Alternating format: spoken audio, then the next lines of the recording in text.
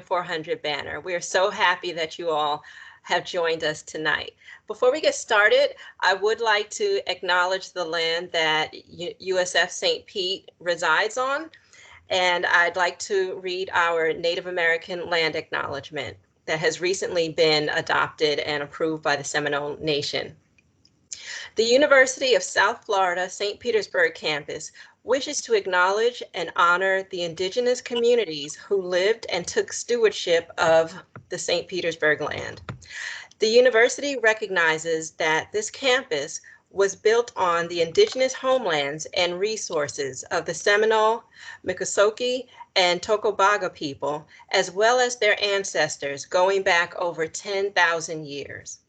We acknowledge the painful history of genocide and forced removal from their territory, and we honor and respect the many diverse indigenous people still connected to the land on which we gather. This is a call for us to commit to continuing to learn how to be better stewards of the land we inhabit.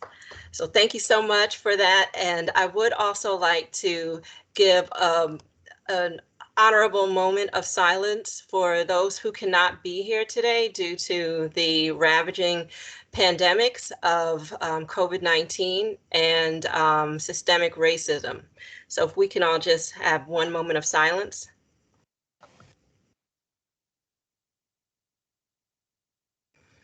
Okay, thank you for that. And it is my extreme pleasure to introduce you to my co-host and co-creator, co-partner in crime, Ms. Gabriel Robinson, who is an instructor of English here at the University of South Florida, St. Petersburg. And I'd like to give you just a little bit of information about her. And this is just a very short bio. She has so much more to her.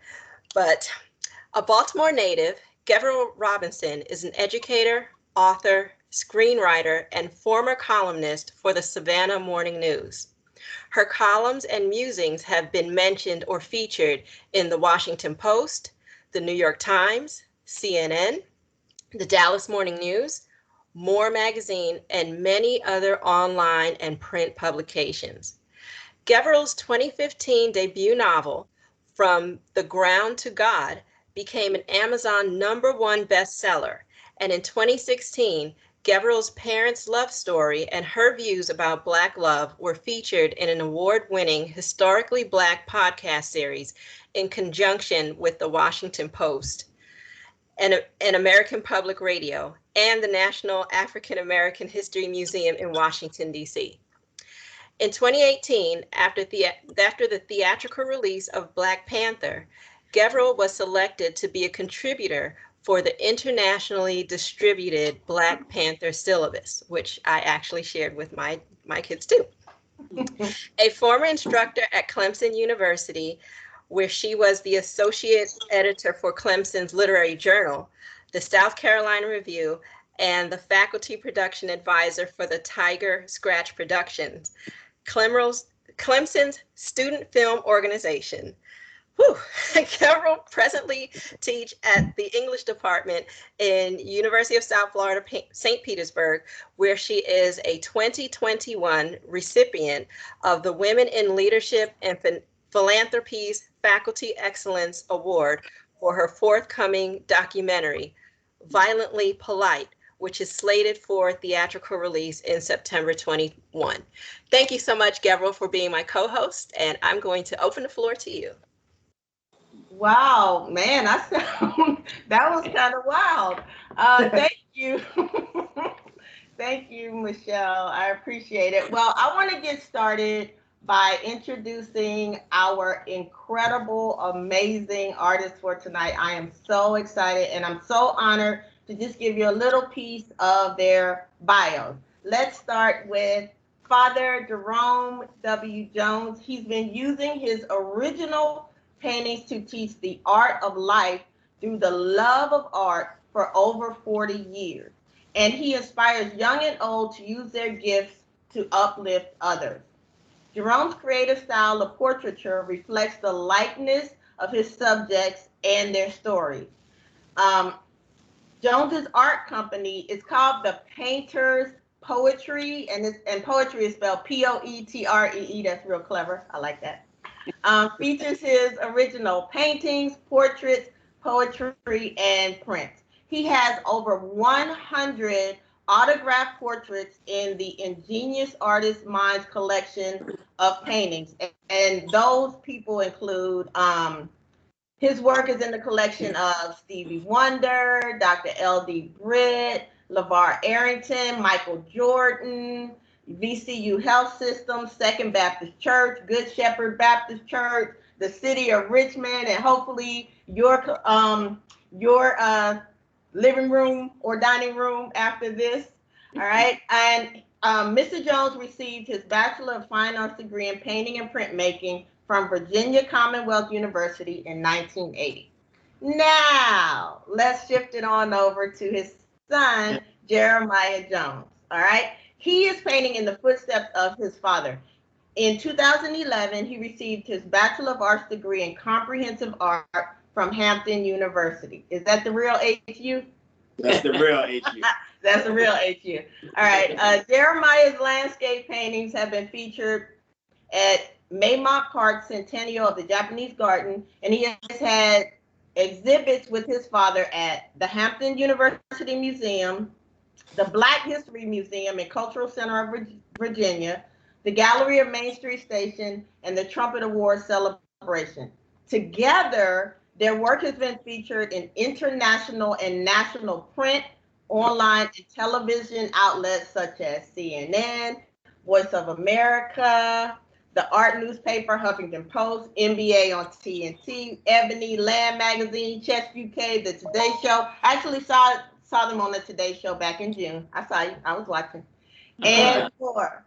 The Joneses Im400 Banner is in the collection of now the University of South Florida St. Pete, Franklin and Marshall College, Union Theological Seminary in New York City, the Charles R. Drew University of Medicine and Science, University of Minnesota, Buena Vista University in Iowa, Wesleyan University in Connecticut, Detroit Public Schools, University of Wisconsin-Stevens Point, the Boys and Girls Club of America headquarters in Atlanta, August Wilson African Cultural Center in Pittsburgh, and many other institutions across the United States. They are fabulous. Okay, so it is my honor to introduce them to you, and Michelle, I'm throwing it to you so we can get this started. Thank you so much. Thank you for that wonderful introduction. You're welcome. Yes, thank you so much. And without further ado, I'm going to ask Jeromyah if you can read your poem, Im400, so that we can get a little bit of a sense of the banner. Well, good evening, University of South Florida, St. Petersburg faculty, staff, and students. It brings my father, Jerome, and I great pleasure to have this opportunity to speak with you today about the history behind the Im400 banner, our vision as artists, and our artistic journey. Im400 is not only an initiative, but it's a banner that consists of 69 works of art between a father and son. See, we're highlighting 400 years of what our people have done. And we raised the banner high when the shows didn't come. And we came to figure that some things are hidden when hearts are hardened. Now we know the stories of Katherine Johnson and Christine Darden. From painting Black queens at NASA to those unsung surgeons and pastors. We painted the athletes who leaped their hurdles faster. We painted those movements that came before and after their pictures were seen in motion. We painted activists who read their daily devotions. We painted a drum major and a marshal for justice. We painted those who will leave with great substance. We painted the chains and we painted the yokes. We painted historians who held on to hope. We painted our roots and the author who wrote. We painted the artists and the poets who spoke. We painted the church where the bombing occurred. Some tears still fall from dreams disturbed. Hatred still exists when visions are blurred. So we paint the pictures plain so the word is heard. We painted the messengers and our attorneys who fought for liberation on our journey. And whether the first Africans were enslaved or indentured, we can't overlook that their freedom was hindered. There may have been 20, but they sure weren't odd. And it ain't a secret that their labor was hard. I am tells us who we are. I am is the one who raises the bar. And when they ask how old I am, whether at a convention, a conference, or a summit, I let them know that I am 400. Wow. Thank you so much for that. That's the second time I've heard that, but the first time I've heard it live, and it stirs my soul. Thank you so much. And within that poem, you did talk a little bit about some of the subjects of the banner. And when I first saw the banner, it was in an email, and I shared it with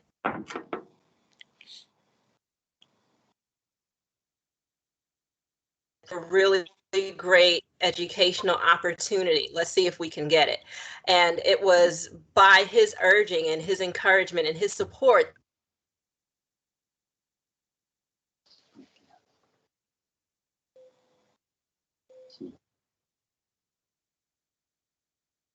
that we were as we're on campus, but also for the community, because that is a very, very popular place on campus. We have a lot of foot traffic, so a lot of people are going to see it. So I'm really excited about this piece and the conversations that are going to be started with this piece. And every single time I look at that banner, I see something different.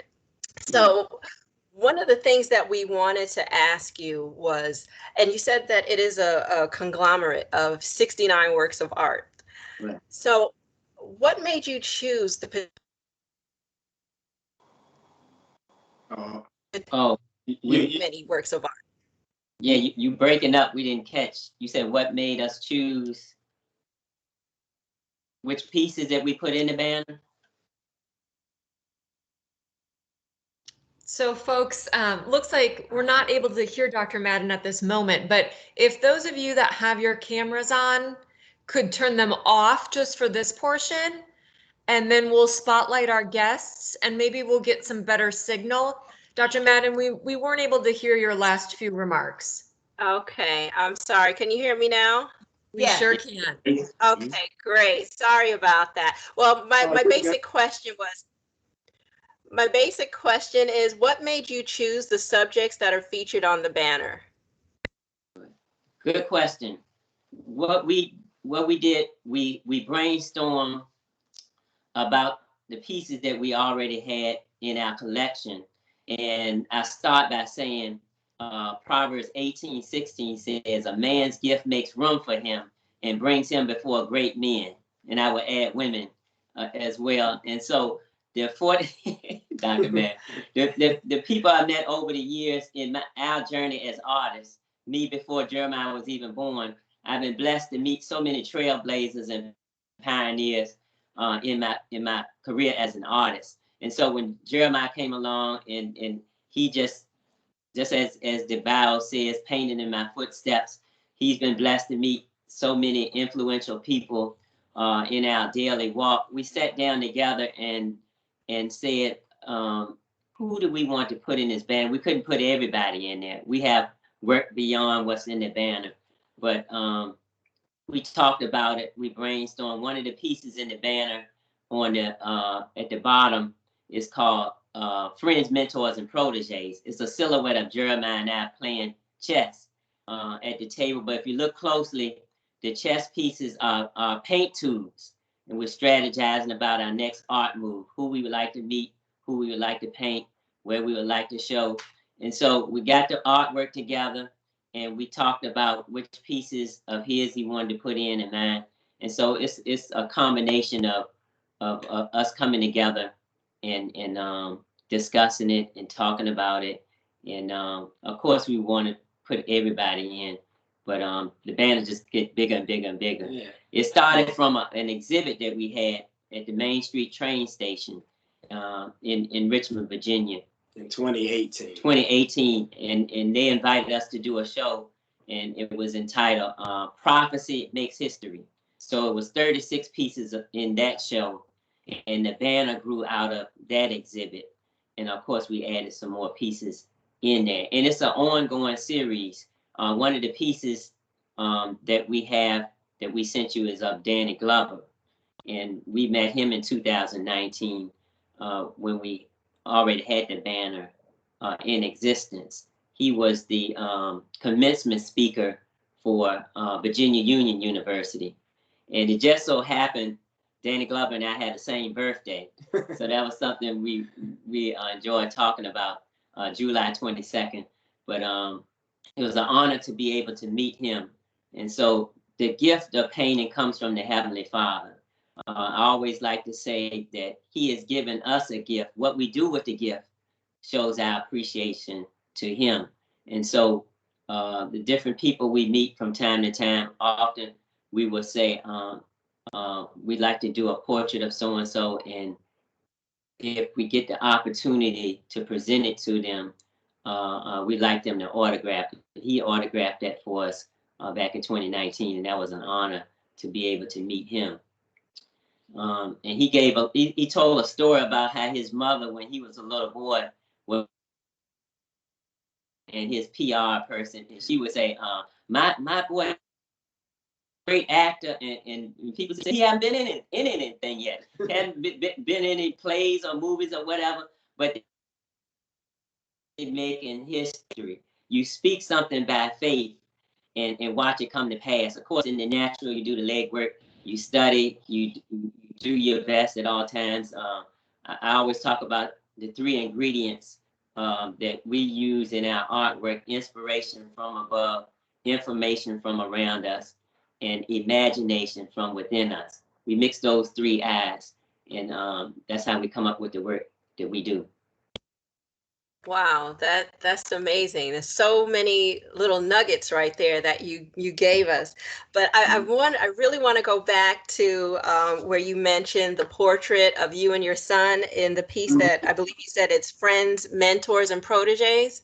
Right. Yeah, I can't wait to be back on campus so I can look at that again and really see that. I think that's going to be really great to see the context behind that.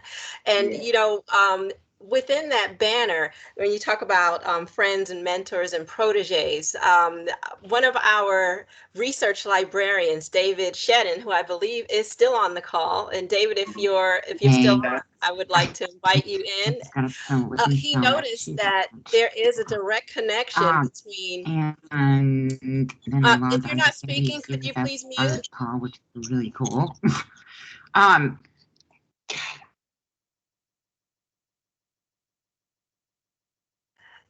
But as I was mentioning, David Shedden, who is on, and I'm going to let him tell the story. He immediately, when we were, because as you know, with a public entity, one person can't just say, "Oh, we're going to purchase something." It has to go through committee, and people have to weigh in, and all of this. So as we were going through that process, and it went through our Diversity and Inclusion Committee, David Shedden, who is one of our research librarians and on our Diversity Committee, noticed an immediate connection between the banner and our campus. And I'll let David talk a little bit about that. And we have a special guest on as well. Okay, thank you. Thank you very much. The Im400 banner is about sharing and teaching African American history. And the St. Petersburg campus is honored that one of the greatest scholars of African American history, Dr. John Hope Franklin, who is included in the banner, has a connection to our campus in the city of St. Petersburg. Dr. Franklin had many friends in this community, but his closest friend may have been Dr. Raymond Arsenault, who is with us today, and who in 1999 was named USF St. Petersburg's John Hope Franklin Professor of Southern History. Dr. Franklin was one of the greatest historians of all time, who with his classic 1947 book, From Slavery to Freedom, helped turn the study of African American history into a scholarly discipline. Dr. Franklin considered the city of St. Petersburg his February winter home for 20 years, beginning in the middle 1980s until a year before his death in 2009. And I've been told, in addition to being a great historian, that Dr. Franklin loved to grow orchids, a passion for orchids that he loved to share with his many friends here in St. Petersburg. I first saw Dr. Franklin speak at USF St. Pete campus back in 1991. And the last time I saw him was in 2006 at the USF Reading Festival, where he signed this very copy of his autobiography. I believe his last public appearance in the city of St. Petersburg was in 2008 during a panel discussion hosted by Bob Devin Jones at Studio at 620. During his 20 years in St. Petersburg, he was an active speaker throughout the community, whether it was here at USF or the Carter G. Woodson African American Museum or Eckerd College, various conferences, or many, many other local venues.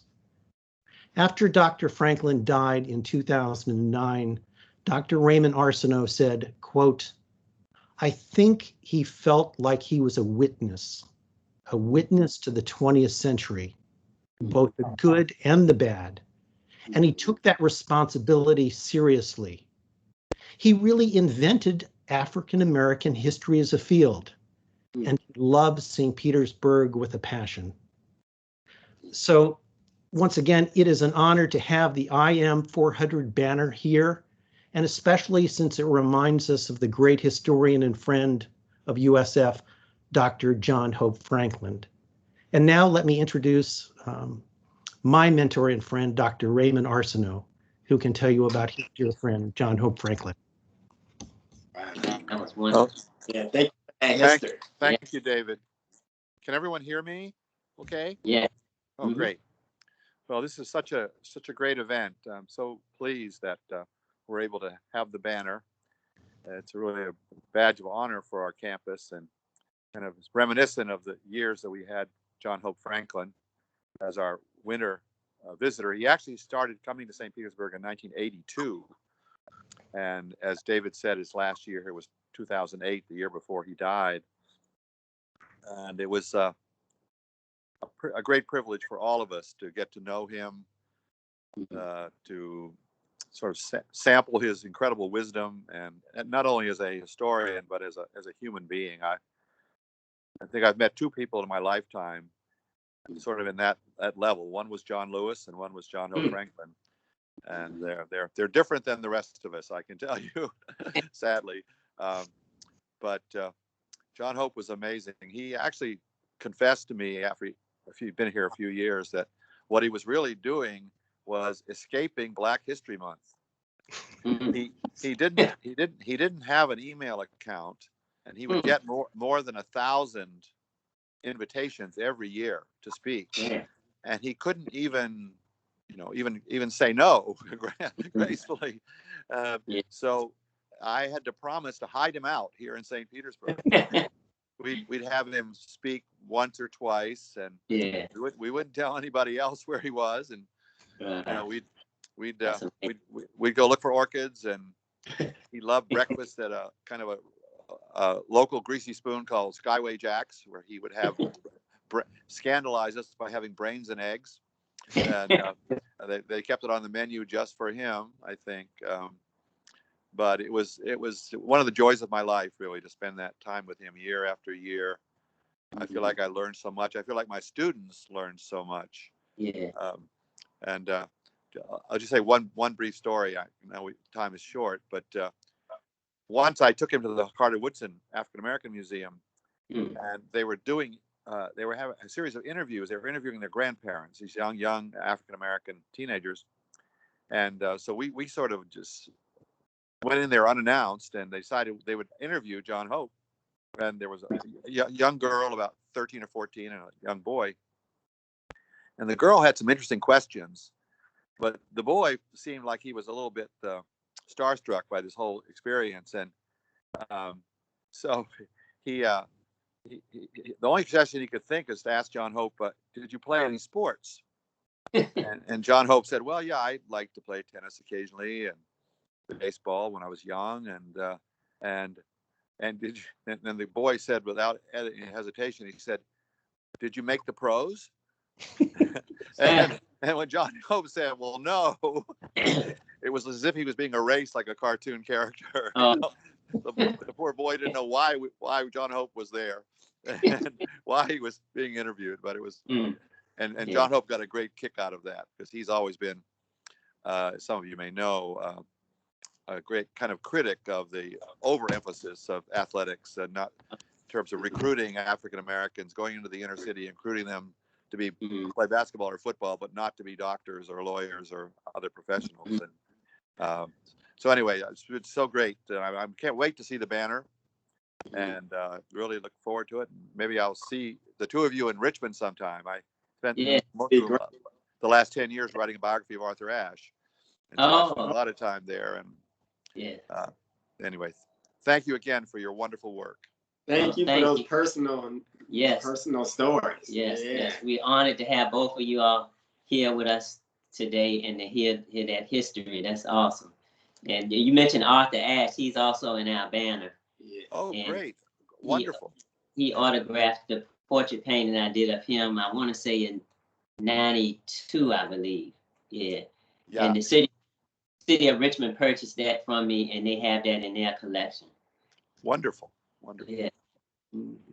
Yes, that's it there. Yeah.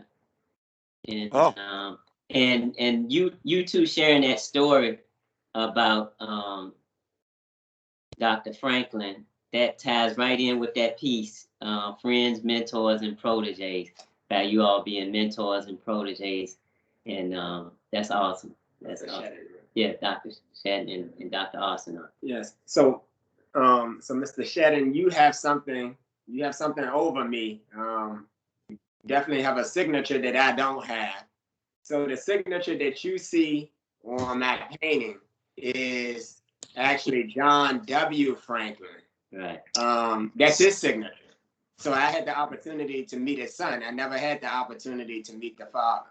Right. Yeah. So I have this in my office. I'm speaking to you now. So I have this book in my office, and it's that's great inspiration. And I should say Bob Devin Jones, who was a good friend of John Hope Franklin and hosted Dr. Arsenault and Dr. Franklin for a book signing. When Dr. Franklin was signing this book, Dr. Arsenault was signing his book on the Freedom Riders. And if you look at the very beginning of it, if I remember correctly, Ray Arsenault dedicated his book on the Freedom Riders to John Hope Franklin. And he said something to the effect of a great freedom writer. But I really have been honored to have met Dr. Franklin through Ray, who was my mentor and my major professor when I was earning my master's degree. And it's really been an honor to spend time with your banner. I've been taking pictures of it for the last couple of days and sharing it with Ray because he hasn't had a chance to come here yet. So thank you again. Yes. Thank you, David Shedden and Ray Arsenault, for those incredible stories and comments. And it's just incredible how art can bring everyone together, no matter how far apart you are. There's something that connects us all through the art. And so now I have a question for the both of you. The late great Nina Simone said that it's the artist's duty to reflect the time. Okay. So how does your art now, or how did it then, how does it reflect the times? Wow. So I would say we would call ourselves visual historians. Okay. So in other words, we're documenting the history that we see today, but beyond that, we take what we learned from yesterday, apply it to what we see on the news today, and so that we can accurately predict what will happen tomorrow. So I call that harmonizing the brotherhood of time, the past, the present, and the future. I love it. I love it. Yeah, and what we're seeing today is really, unfortunately, history repeating itself. Right. I find myself painting the same subject matters that my father painted years ago, before there were the body cameras. You know, before these tragedies were being projected on mainstream TV. And my father has a painting called "I'm Sorry, Dr. King." Wow. And I did a painting called, and I believe you did that, back in, I want to say 98, I believe. 3 feet by 5 feet. That's it on the screen now. And it was inspired by a poem by Ron V. Jackson, who has finished his course and he's at rest. But he commissioned me to do this piece based on his poem, "I'm Sorry, Dr. King." And he was sharing in his poem about all the things during the civil rights movement that Dr. King so brilliantly talked about and preached about. And it's sad to say many of these same things we're dealing with today. And so that's why he entitled "I'm Sorry, Dr. King." And within the portrait of Dr. King in the landscape or shape of the United States, you see Dr. King sitting in the Birmingham jail. And a little backstory, I like to say the backstory to the Black Glory. Dr. Y.T. Walker, who was his chief of staff at the time, he took that photograph of Dr. King in that jail when he wrote the letter in the Birmingham jail. And when I was blessed to meet Dr. Y.T. Walker, I showed him my portfolio, and he said, I was in the jail with him. Wow. And many people never knew he was the one that took that photograph. That's one of the backstories there. And what Jeromyah is referencing is his painting, "Black Sheep Are Not Always Bad," is dealing with the same issue of police brutality. You see the police in the top of Dr. King's head there above his ear. It's an image of 2 police officers. Oh, I see it. Yes, having a person on the ground there. And I talk about from Dr. King to Rodney King, from Rodney King to where we are today. And so, as Jeremiah said, we're documenting history, but as artists, we're also looking forward, not just what's going on in real time, but prophetically sharing from the word what is to come. Yeah, that's the hope of glory. Because we don't just want to paint the culture that is, we want to paint the culture that is to come. And as bad as things are, and as bad as things have been for four centuries, I think there's a misperception that I continuously hear. Yes, struggle is what we must continue to do if we are to survive as a people. But I don't think that being Black, I don't think Black should be defined as struggle. Struggle is what we go through, but it's not who we are. And so I would define who we are by the one who is greater than you and I, the one who created us. Because if we are made in his image, then we should be going by his definition.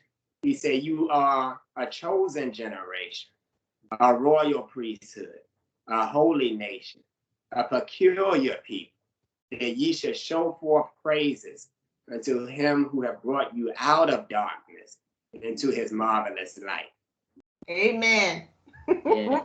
I'm the daughter, granddaughter, and great granddaughter of preachers. So yeah, I'm feeling you on that. And let me tell you something too. My grandmother lived to be almost 106, Wow. And she used to quote that scripture about, she would say, I'm a peculiar creature. She used to say that all the time.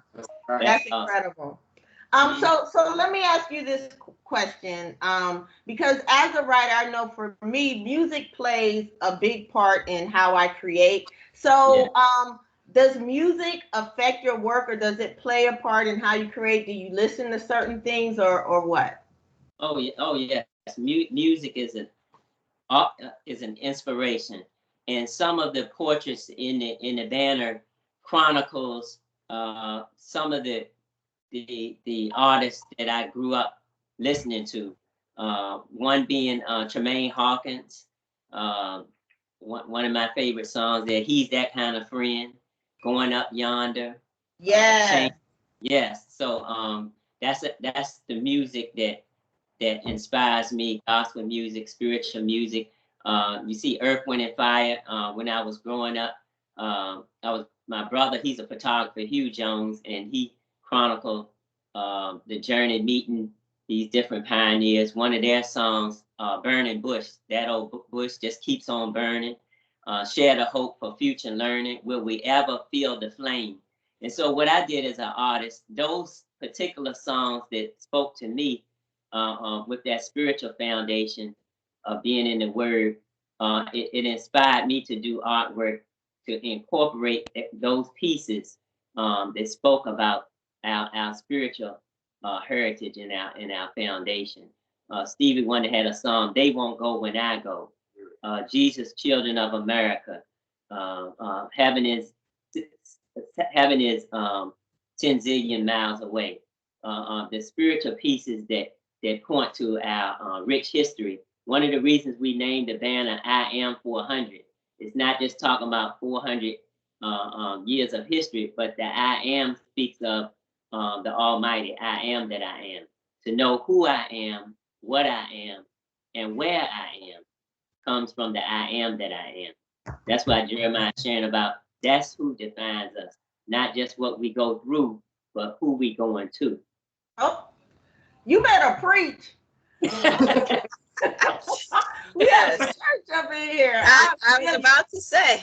And let me say to everyone who is at the event tonight, this is a conversation.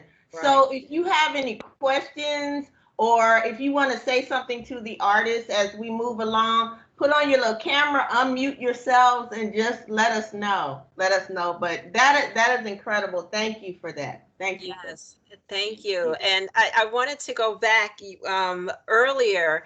I think it was you, Jeromyah. You mentioned something, or it might have been you, Jerome, about you get it was 3 words: inspiration, something, and imagination. And that's how you. What were those 3 words? Yeah. Inspiration, information, and imagination. Yes. It comes from the history. Just like at this great school that you all are professors of, we gather the information to put in our work. And of course, you need to be inspired. You asked the question about music. Music inspires me. The beauty of creation, the nature, the word. That's like our calling, teaching the word through art to reveal the Messiah's heart. So and so you have that inspiration, information, and then the imagination to put it all together in a way that can touch people's lives. And we're in a society today that's so polarized, and the minute someone says something, they're attacked, regardless of what side, and people are afraid to express themselves. But art is a way, that universal language, where people can see a work of art and they say, this is what I see in that. And oftentimes we've experienced that art shows people from all walks of life or different backgrounds would share with us what they see in our work. And I didn't see that in it when I was painting it. So I think our roles transfer. It's almost like the viewer becomes the artist. Right. And I become the viewer when they share with me what they see. And I think that's what it's going to take to create a better nation. Right, creative solution. Yeah. And as art activists, that's a way that we can change the world. Yes, that is so important and so powerful what you just said. Art activists, and Gevi asked about your art reflecting the times, and then you said yes, it does. It documents the time, but it is also a beacon to show what can be, and I just love that. I appreciate that so much, and like I said, every time I look at that banner, I get something new. And I can't wait to go back and look at it again. It's And we do want incredible. to, yeah, it's great. And we do want to open the floor for any of our participants if they would like to interact with our esteemed artists. I see Omar, I just want to say hello. our amazing Omar. professors.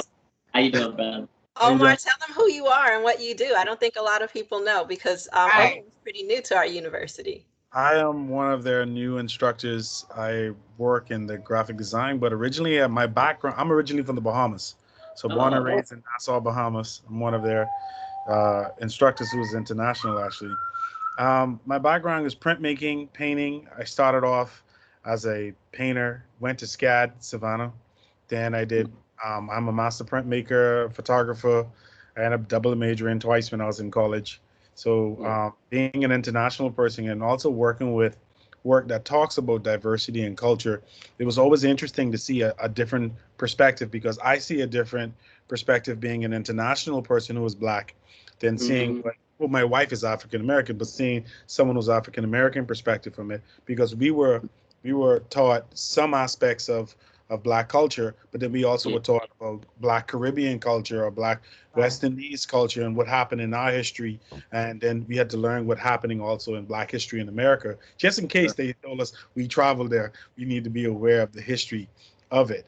And and to seeing this mixture of culture, one of the questions I want to ask: have you ever thought about tapping into different aspects of historic tragic situations or historic things that's happening around the world?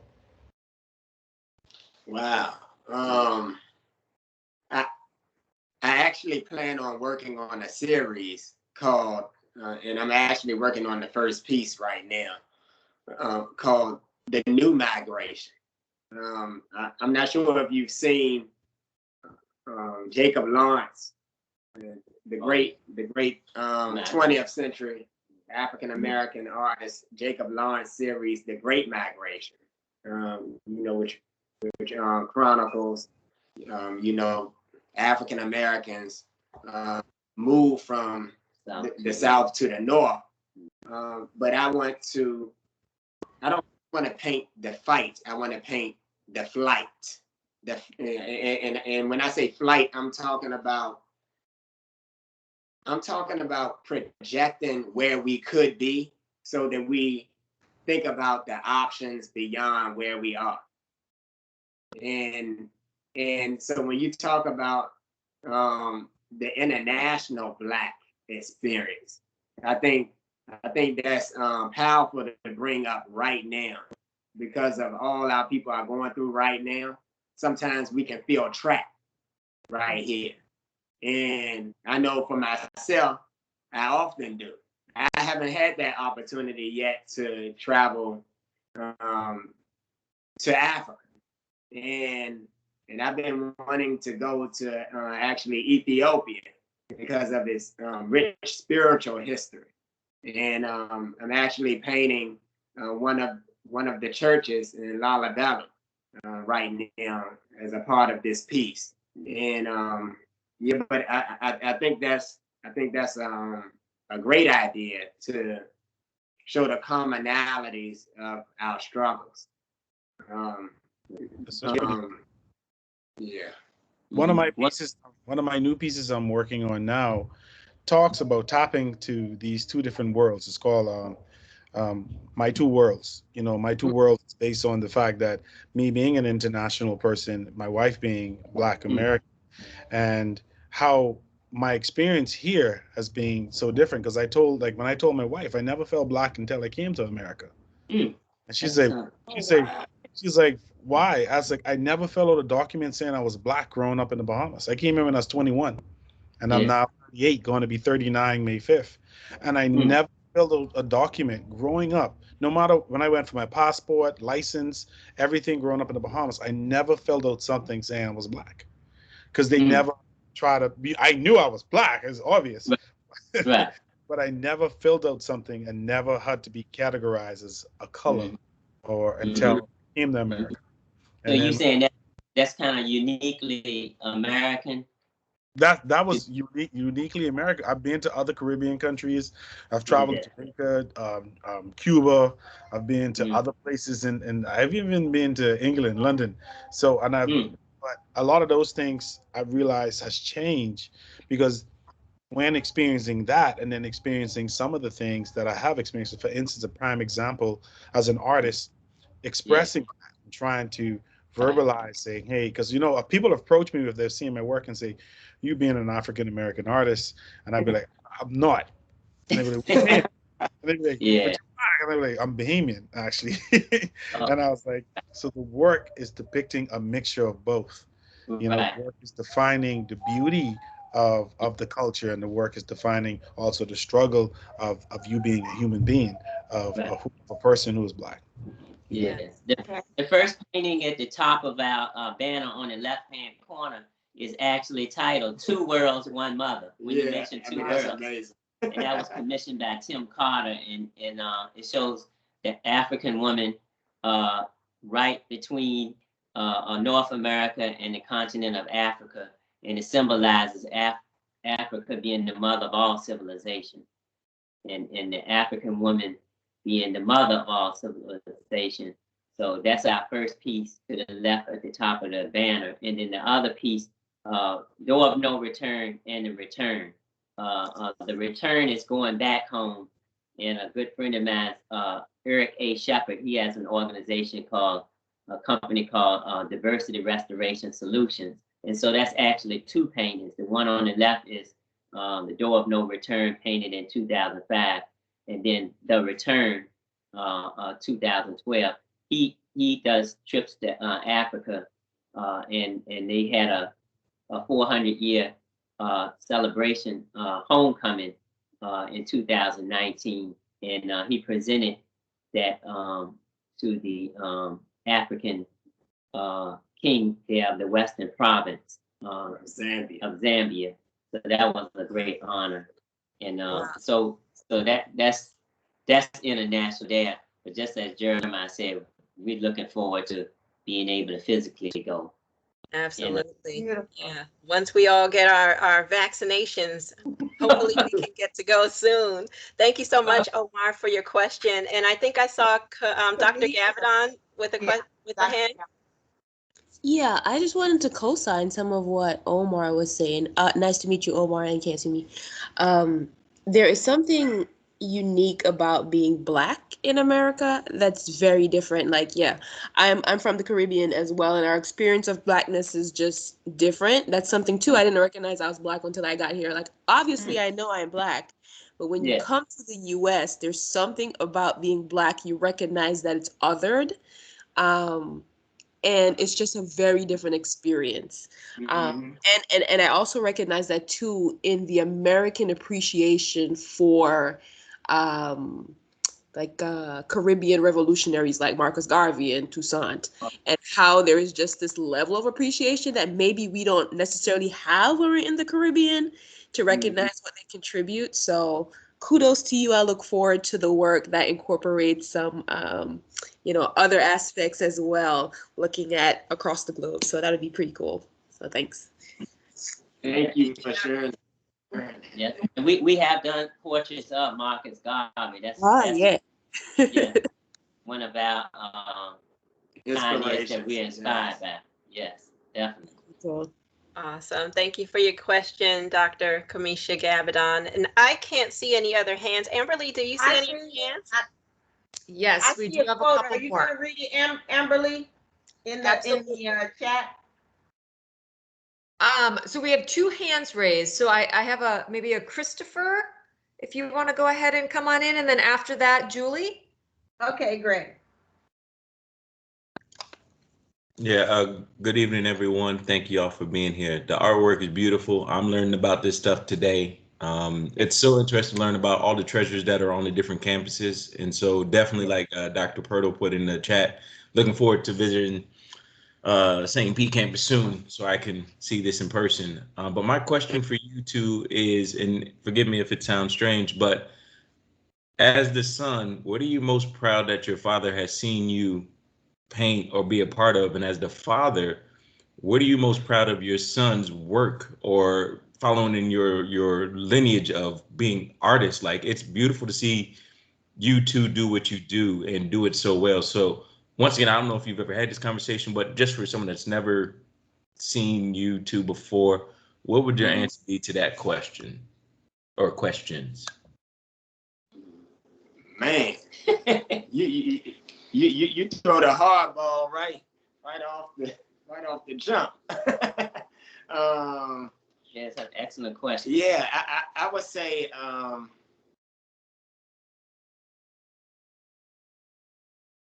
think it's the fact that I'm still incorporating the spiritual lessons that my mother and my father taught me growing up in my work.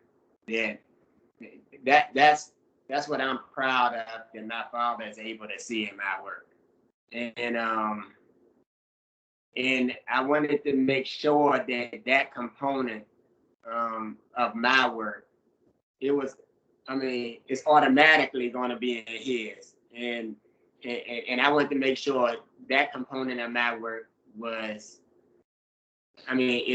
is often shown in our shows. Like with this banner, we want it to be a spectrum of who we are as a people. We don't just. I think it was very pertinent that Dr. Arsenal brought up how Dr. Franklin didn't want us to be limited to just being athletes. There's nothing wrong with athletics, but we wanted to show that we are much more than just conquerors of one field. So we wanted to show that, we do have that rich spiritual connection with the Almighty. This is something that, of course, was not taught on the plantation. And that would have been liberating. Yeah. The Museum of the Bible shared that the book of Exodus was taken out of the Bible because they didn't want them to know about liberation and freedom. And Kwame Ture, Stokely Carmichael, autographed one of the paintings in the banner by saying, art must always be used as an instrument for liberation. One of the things I'm most blessed about my son is that he's taken what we have shared and poured into him. That's one of my favorite paintings, that Friends, Mentors, and Proteges. There's an empty chair between us that represents our forefathers, my father, our relatives, our friends that have given so much and poured into us. I have tried to pour into him. So we didn't want to just get him to read the history book. We want him to meet the history makers. And he has taken it to a whole nother level. And it just brings tears to my eyes to see how he shares the poetry and incorporating it in the artwork. And that just blesses me so much. And so I just give all praise to the Heavenly Father for blessing me and my wife with our son. And how I didn't force the art on him. He just naturally had a love for it and grew into it. That's truly a blessing. Thank you so much. And thank you, Christopher, for that question. And Julie Armstrong. Hi. Hello. Hi. Hi. That was just such a great question and a beautiful answer. Actually, the question is coming from my husband, Tom Halleck, so I'll turn it over to him. And it may be a good segue because I see Professor Robinson is holding a book ready to wrap things up, I think. No, it's my phone. Oh, okay. Fancy. The question we had is there a place where online, maybe on your website, where we can go and study each panel individually and kind of go in order? Banner. Segue. Yeah, like a guide to the painting, you know. I mean, a guide to each painting. Yeah, actually, we haven't created that that virtual guide, but that's a great idea though. Yeah, we have a sheet that comes with the banner that tells you the title of each painting and each person that's represented in the banner, each row of the 4 rows there. But and this so it's kind of like we leave it open for each school to develop their curriculum. Yeah. And not to sound too commercial, but you could get your own copy there. And then you can, yeah, we will. We are going to display your contact information, and Julie is being very modest. Julie is one of our professors of what is your department, Julie? Are you at the English? I teach literature. Right. Oh. And tell us what you've done recently, Julie. Oh gosh, so much. But primarily, I do civil rights movement literature, and in the courses, and I teach courses in that, and also courses in literature, race, and ethnicity, and so we talk a lot about the relationship between the arts, broadly conceived, not just literature and writing, but the arts, music, painting, you know, and so on, and the relationship of that to history, to social protest, to just social topics and things like that. And I have worked on several committees with Michelle and Gabriel and other people on locally putting up a marker, historical marker to a lynching that took place here in Pinellas County. And we are also working on civil rights education, and we're also working on a required course in racism and anti-racism for the university. So we have a lot going on here. We do. Yeah. Thank you so much. We look forward to one day coming to visit. I hope so. Thank you is incredible. And your banner is on the wall of Davis Hall, which is where my office is. So I see it every day because I go in pretty much every day. And I'm just, every day, like Michelle said, I see something different. And I know people are like, why is she standing in front of that thing just looking? But it's just so incredible. And I love looking at it every day. Every day. Yes, thank you so much. Thank you to everyone who posed the question. And we do want to be respectful of your time, but we also want to give you information for how you can contact these amazing artists, Mr. Jeromyah and Mr. Jerome Jones, the father and son artist duo, who commissioned the banner Im400. Which is on, as Gabby said, on Davis Hall in the Bayboro Breezeway, so in between Davis and Bayboro Halls. And Amberly, I don't know if you got my my picture, but I did put the information on how to contact the artists in the chat. On Instagram they are at Jeromyah Jones, and that's JeromyahJones, and they do have a website, which is www.jeromewjonesjr.com. And again, that information is in the chat box, and if we can display it, that would be great, but you should be able to access it from the chat box. And just want to thank you, Mr. Jones and Mr. Jones, so much for joining us tonight. No, thank you. It's been an extreme pleasure. And Gabby, I'll let you say thanks as well if you want. Yeah, no, just thank you. I appreciate this so much. And I was telling Michelle that it's kind of needed right now. There's been so much heavy news and everything. And so this conversation was just something, you know, to lift our spirits and to make us feel good and to just come together doing something positive. So I really appreciate it. Thank you. Yes. We've been blessed to have you two host this event, and it's just an honor after hearing your bio. Like, wow. She's amazing. Dr. Ned, thank you so much for everything and for making it possible to have our artwork there at the school. That's an extreme honor there, and we are just so blessed by that. And in addition to coming to St. Pete, when you come and giving you a tour, you have a Thank home you. cooked meal waiting for you. I love to cook. Oh, I didn't tell y'all this, but I love to eat.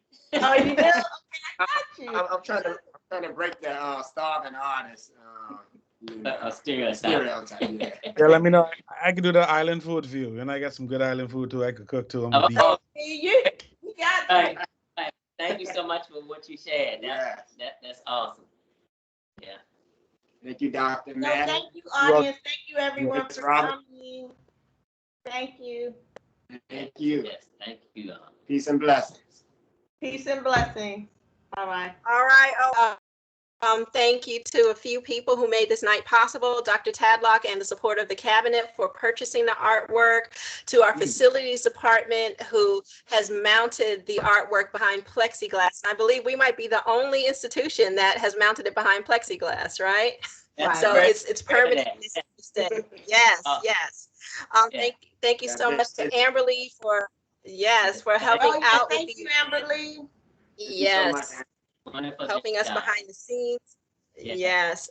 Our diversity committee, who definitely was one of the motivating forces and inspirations for us getting this banner here, and a few people who worked behind the scenes and locating in an area of where it can be installed. Serge Desire, Jake Diaz, Dr. Gabadon, Dwayne Isaacs, Danica Walker, Antonia Robinson, all of Student Affairs. Yeah. Everybody, this has really been a group effort, and we're so glad that we have this art here, and hopefully it will be the first of many others that will be installed. And again, thank you, Jeromyah and Jerome Jones, for spending this evening with us. I appreciate you. We enjoy it. Yeah. Thank you so much. It's been an honor and a pleasure. Thank you, everyone. Thank you, Michelle. Bye-bye. Bye-bye. Bye-bye. Keep up the great work.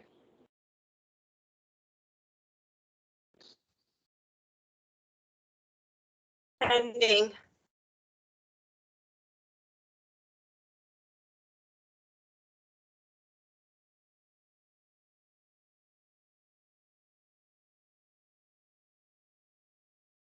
Amberly, thank you so much for all of that scrambling behind the scenes.